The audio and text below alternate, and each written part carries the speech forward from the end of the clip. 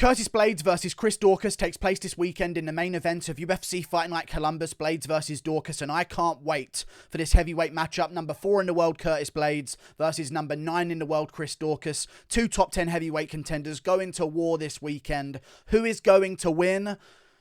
I do believe that Curtis Blaydes is going to win. However, this is a very intriguing matchup because as of recently, Curtis Blaydes' grappling, in my opinion, has started to look quite bad. I remember a time in the heavyweight division where it was, unless you're Francis Ngannou, Curtis Blaydes is going to absolutely ragdoll you. And even if you are Francis Ngannou, you better come with your A game, because even in the first fight against Ngannou, Curtis Blaydes got a lot of takedowns and spent a lot of time on top of Ngannou. However, recently, Blaydes' grappling, I don't think it's Blaydes getting worse at grappling. I think it's MMA fighters in general in their heavyweight division being better at grappling compared to what they were before.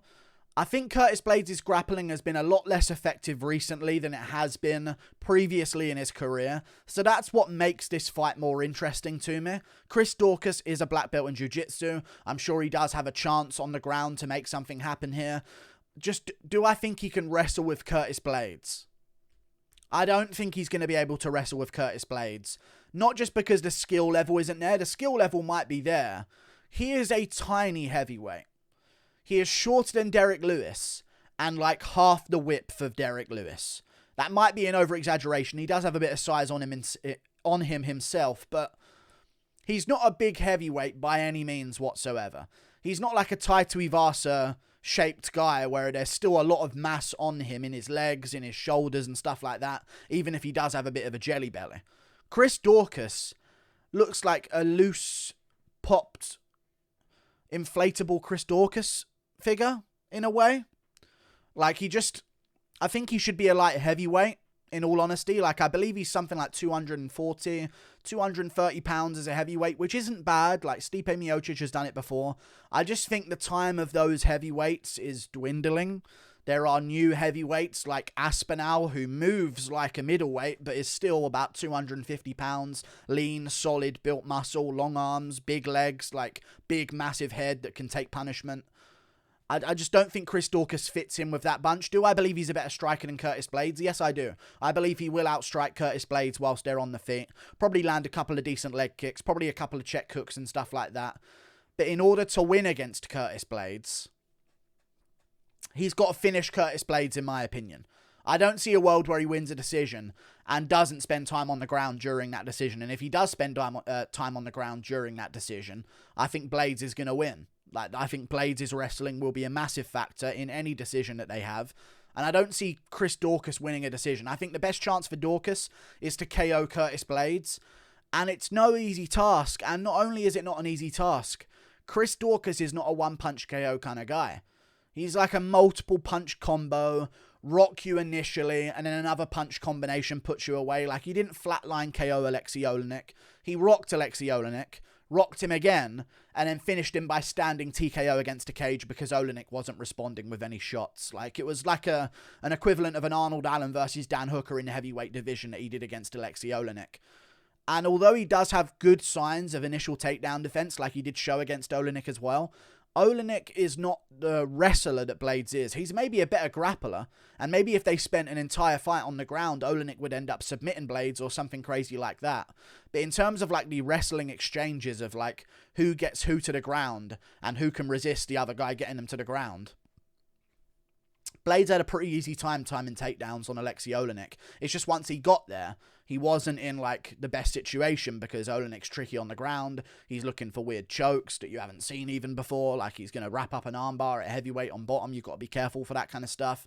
The Ezekiel choke on bottom as well that he's got. So it's just like, once you get him to the ground, it's not fun once you're there. So Blaydes had to like disengage from the ground, kick at his legs on the feet, wait for Olenek to get back up, and hopefully that he slows down. Hope that he slows down at least. But with Chris Daukaus, I don't think he's big enough, man. Olenek's a big chunky guy with muscle as well. Daukaus is like a skinny fat guy at heavyweight, 230 something pounds, 240 something pounds. Not of good weight as well.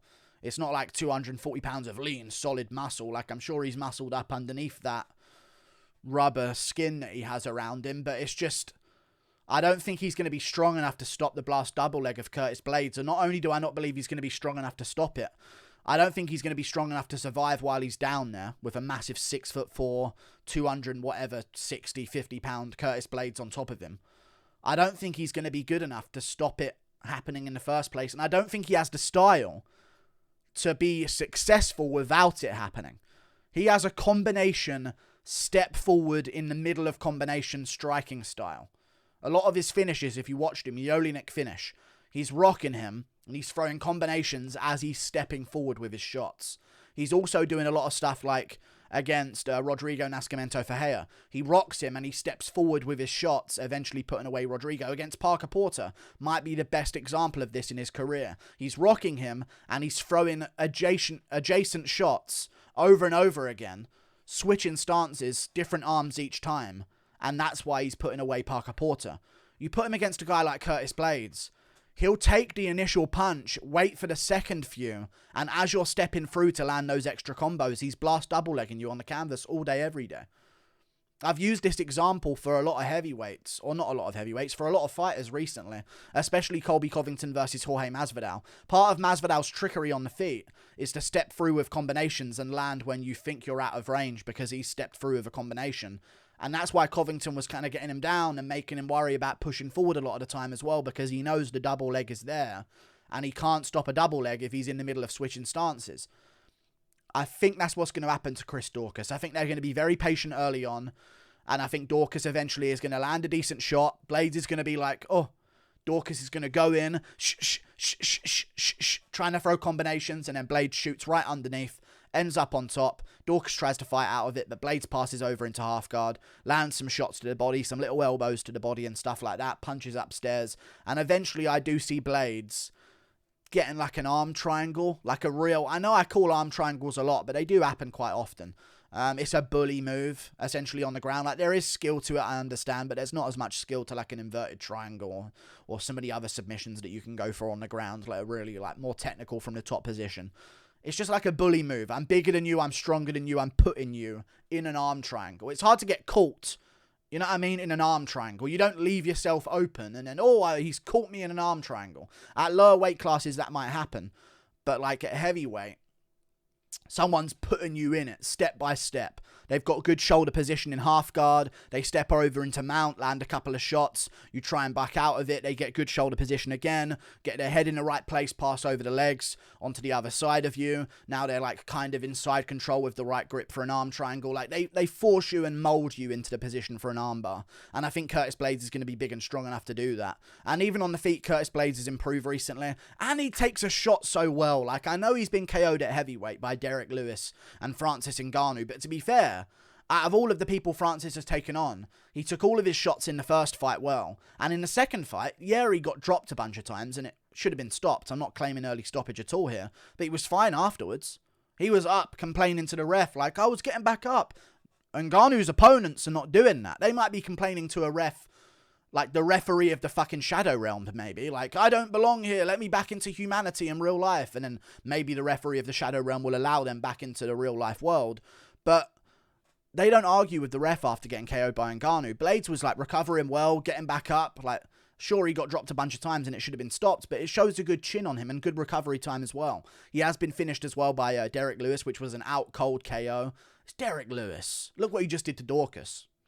You know? Like, he will lay you out cold. That's what Derek Lewis does. I think Curtis Blaydes can take the shots. Even against Rosenstruik, he took a bunch of big shots against Rosenstruik.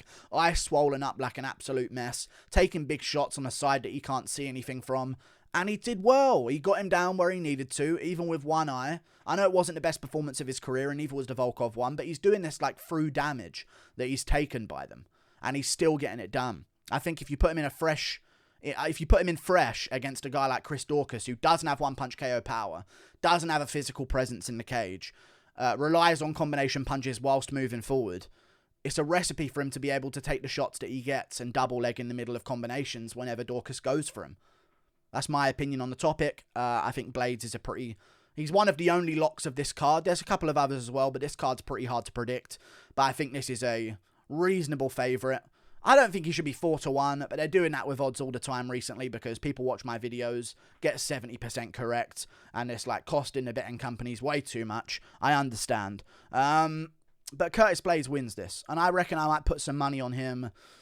I mean, if the odds are all right in the first round, I haven't really checked the odds yet for the first round, but if the odds are good, first round arm triangle sub, just getting it done real quick and trying to make a statement. He's going to call for a title shot. He's not going to get a title shot. I reckon, actually, I've looked at the rankings at heavyweight, and I'm going to check them right now, so my face might beam whiter than it already is. Tom Aspinall only moved up to number 6. Derek Lewis, Curtis Blaydes, Tuivasa, Stipe Miocic, and Cyril Gane all still ahead of him. If Blaydes beats Daukaus, he arguably should move above Tuivasa, even though Tuivasa beat Derek Lewis, because he's got to move somewhere for beating Daukaus. So I would argue the winner of this one should be looking at Tom Aspinall next, and Tuivasa or Stipe and Cyril Gane, or Cyril Gane, Tuivasa, Jones versus Stipe for an interim belt, and then we figure out the winner of Cyril Gane, Tuivasa versus the winner of Blaydes versus Aspinall. That actually really works out if that's the series of events that unfolds. Because that means we'd have a nice long win streak for the next guy to get a title shot after the winner of Jones versus Miocic, I guess. But either way, really looking forward to this matchup. I just don't like the style matchup for Daukaus whatsoever. Really don't like the style matchup for him. On the feet, he's going to have some success, but he just doesn't have that one-punch KO power. He's got to put stuff together, and when you've got to put stuff together, you've got to throw combinations. The guy's going to be moving backwards as you throw him. You've got to cover distance and throw combinations. The guy's got a double leg, one of the best double legs in the division, in his back pocket. He's going to get subbed early. I'm going to call a round 2 arm triangle for Curtis Blaydes. I think in the second round, after Daukaus has spent some time on bottom, landing some elbows off bottom, but not really progressing his position, taking some big shots and surviving some submission attempts maybe, I think the second round's going to happen. He's going to be thinking about the takedown way too much, and he's going to get double-legged in the second and arm triangled, panicking about defending subs, and I think he'll be put away. Curtis Blaydes wins. Second round sub. Yeah, the loser of this one, though. I mean, Daukaus should never have taken this matchup, and also, you got KO'd 3 months ago. Not just KO'd. Derek Lewis KO'd. At least Blaydes is coming off a win. I didn't even think about that. I was thinking about it like a couple of days ago for my full card predictions, but I'll remember it for this fucking video as well. You got KO'd 3 months ago. 3 months ago. By Derek Lewis. Out cold. Follow-up shots. What are you doing back in here? I get, like, getting back on the horse, back into training, but, like, at best, his brain has got a month of rest from sparring. He's been in training camp for 8 weeks. What a silly move. And that just makes me doubt him even more on the feet and also in his confidence to throw heavy. Because last time he threw heavy in combination, he got put out cold badly in front of everyone. Yeah, I definitely don't trust him to win. And Blaydes has been in front of way more crowds. And let me have a little look at, where was Daukaus versus Lewis? Was that a UFC Vegas one? I'll just check if it was. UFC fight, no, at the Apex it was, so there was no crowd. Daukaus has never fought in front of a crowd. UFC Columbus is going to have a sold out crowd. It's a fight night event at a stadium. Blaydes has fought in front of a bunch of crowds. I know it didn't work out in reality for Aspinall versus Volkov because Aspinall would never fought in front of a crowd. It's just another little favour to chuck in the way of the favourite in Curtis Blaydes here. So definitely going to trust him to win. Get the job done. Second round submission. I think Blaydes inside the distance is the bet that you make. Yeah. I guess there's good value on Daukaus round 1 KO if you want to put a little bit money on that just to save yourself a bit, because I don't see him winning in any way other than that. So that'll be some good time to put some money on that. But I reckon Blaydes inside the distance is how you make some money. Like and subscribe. Thank you for watching. Winner of this versus Aspinall maybe makes sense, but who knows? Anyone. I don't really care. Heavyweight's a fucking mess. Champ's out for 9 fucking months. Like and subscribe. Click that button up there. Toodle pip. I'll see you later. Goodbye. Toodle pip.